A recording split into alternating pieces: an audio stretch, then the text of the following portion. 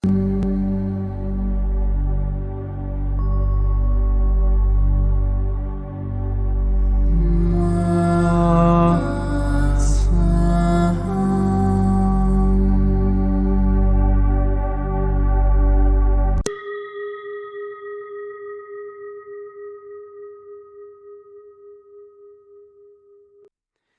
qui suit est la transcription d'un échange entre Mathias de Stefano, désigné ici comme moi, et son soi supérieur désigné comme je suis. Dans cette capsule, la voix féminine incarnera le moi, tandis que la voix masculine représentera le je suis. Cette conversation, intitulée Communion, a été réalisée le 17 juin 2021. L'un des piliers fondamentaux de la société est la communion. Celle-ci s'est construite sur les apparences. Et c'est pourquoi les sociétés libres échouent souvent. Le grand défi consiste à trouver la véritable communion. Qu'est-ce que la communion ? C'est un concept linguistique formé par les mots commun et union et définit une union commune, c'est-à-dire l'unité équitable entre des individus divers et différents. Chaque fois que j'entends le mot communion, cela me renvoie à l'Église. Parce que tu es né dans une société catholique, même si tu n'as jamais été pratiquant. Mes voisins étaient très catholiques et sa tante, Estella, était même catéchiste et faisait partie de la chorale de l'église. La seule fois où je suis allée à la messe dans ma vie, c'était à l'âge de 10 ans, à son invitation. Je suis allée parce que mes amis y allaient. Je crois que c'est ainsi que la plupart des gens entrent dans une religion, par le biais des amis et de la famille. Pour s'intégrer au groupe. J'étais curieux, même si pendant que j'étais là-bas, je n'ai rien compris. Et je suis sortie jouer dehors avec les plantes. Rien de ce qui se passait ne me parlait, mais mes amis étaient très enthousiastes à l'idée de la communion. Pourquoi penses-tu qu'ils étaient enthousiastes ? À cause des cadeaux. Les enfants chrétiens savaient bien que faire sa communion, c'était presque comme un anniversaire. On t'habillait en blanc et on te donnait de l'argent et des cadeaux comme à Noël. En grandissant, j'ai vraiment compris ce que était la communion. Un vœu d'union avec le Christ. Faire partie active de la communauté chrétienne. Mon frère Juan, du côté de mon père, a lui aussi fait sa communion peu après notre rencontre. J'adore offrir des cadeaux, mais pas à cette occasion-là. Je savais bien qu'il le faisait pour les cadeaux et l'argent, et il savait bien que j'offrais de belles choses. Alors, quand il a fait sa communion, il attendait mon cadeau avec impatience, mais il n'est jamais arrivé. Je lui ai simplement serré la main et il m'a dit « Et le cadeau ?» Ce à quoi j'ai répondu en chuchotant. Le plus beau de tes cadeaux aujourd'hui, c'est l'amour du Christ. Je crois que ce jour-là, il a compris ce que signifiait la communion, chose qu'il n'a manifestement jamais mis en pratique. Il le faisait pour sa grand-mère, et je trouve ça génial. C'est une façon de partager l'amour à travers la tradition. Cependant, Bon, cela me dérange un peu cependant. C'est quelque chose que je ne comprends pas, car on oblige des enfants qui ne savent pas encore qu'ils sont à accomplir des actes qui leur sont incohérents, en les soudoyant avec des objets matériels. à l'origine, le baptême et la communion, tout comme le mariage, étaient des vœux chrétiens choisis par la personne elle-même à l'âge adulte. Un individu devait ressentir l'appel de Dieu et demander aux autres de l'aider à faire partie de sa communauté chrétienne. Ainsi, il faut renaître dans la foi chrétienne en effaçant tous les chemins antérieurs pour commencer une nouvelle vie. Et pour ce faire, on reçoit le bain de foi. Le baptême. Appelé ainsi uniquement parce que Jean-Baptiste a accompli cet acte sur Jésus, bien que cette tradition essénienne fut bien antérieure, associant Dieu aux eaux. Une fois que toute son histoire était purifiée pour renaître des eaux divines à une nouvelle vie, la communauté t'accueillait à bras ouverts, te donnant de son pain et de son vin, un symbolisme de l'octroi des fondements de la vie et de la célébration en communauté, du partage entre frères.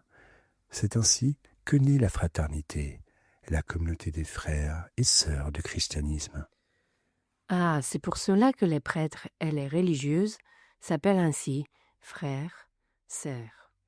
Bien que ceux qui n'ont pas prononcé de vœu direct de consacrer leur vie à Dieu doivent les appeler père et mère, car ceux-ci ont reçu le troisième sacrement, le mariage, non pas avec une autre personne, mais avec Dieu lui-même, considérant ainsi les autres comme leurs fils et leurs filles. De cette manière, les concepts culturels du clan se sont traduits en linguistique religieuse. Les anciens faisaient de ceux qui adhéraient à leurs coutumes des frères et des sœurs. Toutes les religions ont leur cérémonie d'initiation, comme la bar mitzvah pour les juifs, l'onction dans l'islam, et toutes les épreuves imposées par diverses cultures à leurs jeunes, comme les marches dans l'outback australien, l'épreuve des fourmis chez certaines tribus amazoniennes, les rituels védiques, la perte de la virginité dans les anciens rites celtiques. À quoi servent réellement ce genre de cérémonies? Faire partie du groupe, ce sont des rites initiatiques qui marquent certaines limites de l'appartenance. Depuis les premières familles, les clans, ou plutôt les meutes, faire partie du clan est fondamental pour survivre. Mais le clan ne peut pas soutenir des individus qui n'apportent rien. Ils doivent se montrer aptes et disposés à être et à collaborer avec les autres.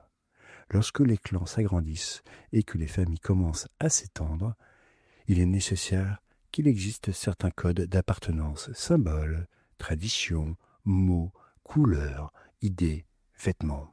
Ce type d'outil est utile pour identifier les membres d'un groupe. Ces qualités partagées constituent ce que nous appelons une qualité commune, ou des attributs de mode, que l'on résume en latin par le mot communauté. Cela rassemble les individus et la formation de communautés apporte stabilité et sécurité. L'union fait la force. Il existe chez l'humain une forte tendance à vouloir faire partie d'un groupe, et dès qu'il voit un symbole, il l'identifie immédiatement à ses schémas habituels. Comme quand on commence à porter un petit médaillon ou un pendentif et que plusieurs personnes le portent pour sa signification, les autres pensent qu'il s'agit déjà d'une religion. Exactement. Il m'est aussi arrivé de recevoir des commentaires sur le besoin d'appartenance à mon cercle d'amis proches. Ce dernier mois, j'ai publié beaucoup de choses avec eux, en les appelant idylliens, les élémentaux, en langue saïtou d'il y a 12 000 ans. Et le fait que nous soyons toujours ensemble a parfois généré ce sentiment d'appartenance, de se donner un nom aussi, de savoir comment s'intégrer. Pour moi, c'est un nom commun, facile à utiliser entre nous, et tôt ou tard, nous cesserons de l'utiliser lorsque cette tâche ne sera plus nécessaire. J'ai mentionné une fois qu'en 2012, lorsque j'ai suivi le chemin Arwitum, de très nombreux groupes Arwitum ont commencé à se créer sous le nom de chaque ville ou région. L'intention était de se réunir, de débattre, de partager. Et dans de nombreux cas, cela n'a fait que engendrer davantage de conflits territoriaux, d'ego. Lorsque Arwitum a pris fin en 2013, j'ai tout changé, et le nom a disparu pour la tâche suivante. Cela a provoqué la colère de beaucoup, qui ont même cessé de me suivre, car ils considéraient que c'était un manque de respect envers tout ce qu'ils avaient fait pour moi en conservant ce nom et envers ce qu'ils avaient construit en tant que groupe. J'ai constaté un immense besoin d'appartenance, et c'est précisément pour cette raison que j'essayais de rendre mes activités de plus en plus erratiques, impossibles à suivre de manière linéaire, impossibles à identifier à l'aide d'un simple symbole ou d'une ligne philosophique. Le besoin d'appartenir à une communauté est une quête de sécurité. Beaucoup se sont sentis déplacés, perdus, abandonnés et seuls sur les chemins culturels, familiaux et religieux.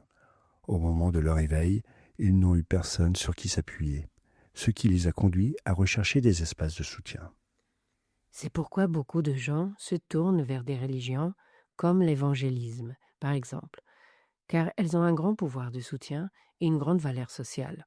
En effet, de nombreuses personnes blessées sont prises en charge par les évangélistes, ce que d'autres religions ne font pas. Et c'est pourquoi elles ont de plus en plus d'adeptes, en raison du nombre de personnes blessées qui recherchent la sécurité. Et les manuels évangéliques sont faciles à suivre, point par point. La foi est quelque chose qui doit s'éveiller dans son propre cœur, et elle naît de la confiance en l'autre, en l'invisible, dans l'espoir de trouver la paix et l'amour. Les terrains instables comme le tien ne sont pas des espaces propices à cela, et c'est pourquoi ils échoueront toujours en tant que religion ou communauté. Cela m'amène à réfléchir au chemin que nous parcourons actuellement. C'est le chemin sur lequel je me suis senti le plus connecté à un même symbole. Cela ne m'était jamais arrivé depuis si longtemps. Et pourtant, c'est un chemin pour que chacun puisse ensuite tracer le sien. Je me demande donc, comment maintenir l'unité sans en faire partie? En sachant ce que chacun apporte sans dépendre de l'autre, Nous revenons à l'ontocratie.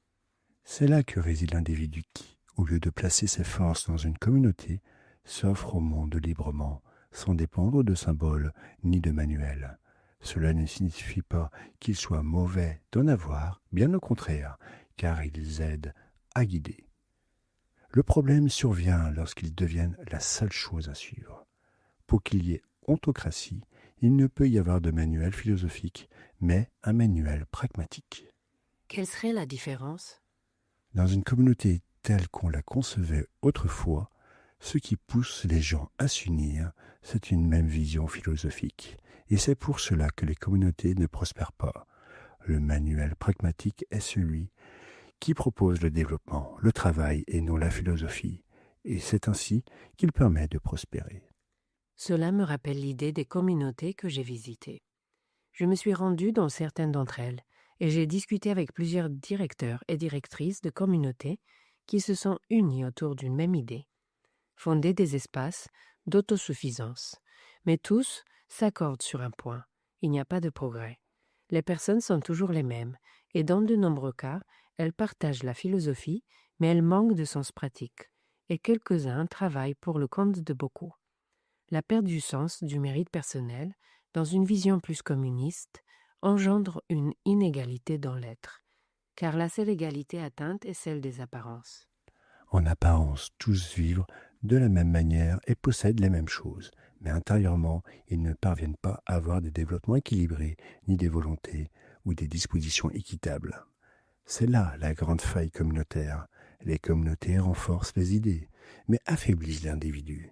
Le communisme renforce une philosophie, mais enlève le pouvoir aux acteurs sociaux. Les communautés renforcent les liens entre les individus, mais les éloignent de la réalité et du développement en réseau. C'est pourquoi la plupart échouent en tant qu'action sociale transformatrice. Elles restent des expériences de groupe qui finissent par devenir des familles. Cela ne signifie pas qu'elles ne servent à rien. Elles sont utiles dans de nombreux cas et pour des personnalités spécifiques, bien qu'elles ne soient pas adaptées à une société mondialisée. L'interaction des communautés avec d'autres communautés et avec la société technologisée est fondamentale si elles ne veulent pas être vouées à l'oubli. Beaucoup m'ont demandé quand je créerai une communauté pour pratiquer l'ontocratie. Dois-je le faire? Non, ce n'est pas ta mission. Ta mission est le développement de réseaux et de communication entre les individus, ainsi que leur éducation à partir de l'être. Les communautés sont l'affaire d'autres personnes, issues de ce que tu développes. Ta mission n'est pas de créer des communautés, mais de fournir des outils aux peuples déjà existants et de faire en sorte que ceux qui possèdent des connaissances sur les communautés se mettent au service de ces peuples. Créer une communauté aujourd'hui, c'est créer un nouveau problème. Prends celles qui existent et cherche le moyen de les articuler. Voilà le véritable défi. Les communautés finissent souvent par devenir des espaces où des individus brisés se regroupent pour échapper à la réalité et en créant une nouvelle, souvent fictive, qui finit par devenir paternaliste, qu'elle soit patriarcale ou matriarcale. Les espaces que je crée doivent donc être flexibles, où les individus vont et viennent, se préparant à former leur propre peuple et communauté, en collaborant au sein de réseaux. Les idées de communauté sont apparues à l'ère du bélier, il y a 4000 ans, jusqu'à il y a 2000 ans, où les groupes minoritaires créent leur propre identité en essayant de s'imposer face aux autres. L'ère des poissons a apporté une autre vision des communautés qui allait au-delà de la quête de survie de l'ego, mais la transcendance vers le divin. Les communautés sont devenues une sorte de paradis de réconfort et de rêve, où les individus pouvaient se sentir aimés, dans l'espoir d'atteindre ensemble un ciel partager.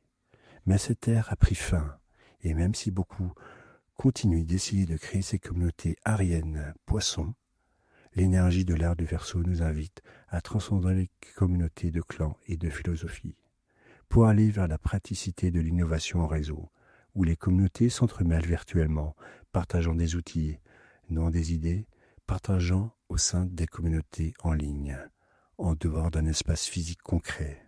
Des réseaux dans lesquels ce sont les individus qui apportent leur contribution et non les groupes, où les nations sont des concepts du passé, où les symboles ne sont que des simples décorations, et où le sentiment d'appartenance se transcende en appartenance à un sens. J'aime bien ça, passer du sentiment d'appartenance à l'appartenance à un sens. Cette année, tu as fait grandir une immense communauté en ligne qui s'appelle Je suis. Il ne reste plus qu'à voir si tous ont compris que lorsqu'ils disent « je suis », ils parlent en réalité d'eux-mêmes. Ou s'ils le font en parlant de toi et de moi. C'est là que réside la grande différence. Au moment où tu commenceras ton véritable chemin, tous les autres le feront-ils à leur tour ? Le grand défi. La manifestation d'une grande communauté en réseau, le réseau des réseaux, transcende le contenu de ta mission et de ta philosophie. Elle va au-delà de ce que vous partagez en tant qu'ensemble. Je consacre mon énergie à la manifestation d'un réseau des réseaux fondés sur le potentiel de chaque je suis. Et pour cela, je vous invite à réaliser la plus grande des communions. Laquelle ? Celle entre l'ego et l'essence, entre la personnalité et la divinité, entre le moi et le je suis. Telle est la plus grande communion. Et dès lors que vous y parviendrez, vous deviendrez les piliers qui soutiendront la grande communauté planétaire. J'accepte cette communion en moi. Je suis l'union commune de l'univers, l'unité entre le temps et l'espace, le féminin, le masculin, ici et maintenant. Et en l'acceptant, tu pourras créer la véritable communauté.